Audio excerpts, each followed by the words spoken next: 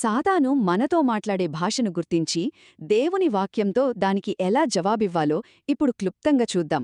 చూడండి, ఆదినుంచి సాతాను భాషను ఒక ఆయుధంగా వాడుతున్నాడు.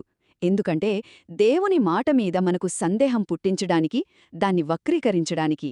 ఇది ఏదో పాత కథ కాదు, ఈరోజు మన విశ్వాసానికి ఎదురయ్యే పోరాటం.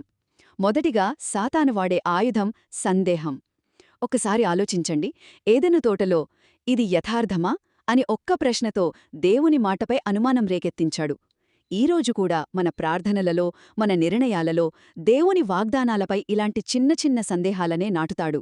ఇది డైరెక్ట్ అటాక్ కాదు, మన విశ్వాసాన్ని నెమ్మదిగా బలహీనపరిచే ఒక ప్లాన్.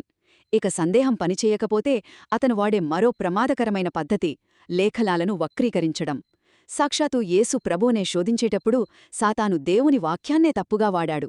అంటే దేవుని మాటలనే ఆయనకు వ్యతిరేకంగా ఉపయోగించాడన్నమాట. అలాగే అపోస్తలుల కార్యములు 17:29లో చెప్పినట్లు మన ఊహకందని దేవుణ్ణి మానవ కల్పనలతో పోల్చకూడదు. కాని సాతాను దానికి విరుద్ధమైన బోధలనే వ్యాపింపచేస్తాడు. అయితే మరి దీనికి మన సమాధానమేంటి? యేసు ప్రభువే మనకు దారి చూపించారు. ఆయన ప్రతి శోధనను ఇలా వ్రాయబడియున్నది అని దేవుని వాక్యంతోనే తిప్పికొట్టారు.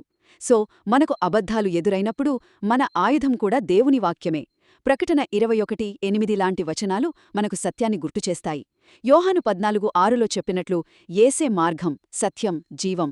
అందుకే సాతాను యొక్క సందేహం మరియు వక్రీకరణ అనే తంత్రాలను గుర్తించి దేవుని వాక్యమనే సత్యంతో స్థిరంగా నిలబడటం చాలా ముఖ్యం. మరిన్ని ఆత్మీయ సందేశాల కోసం మా ఛానల్ను అనుసరించండి.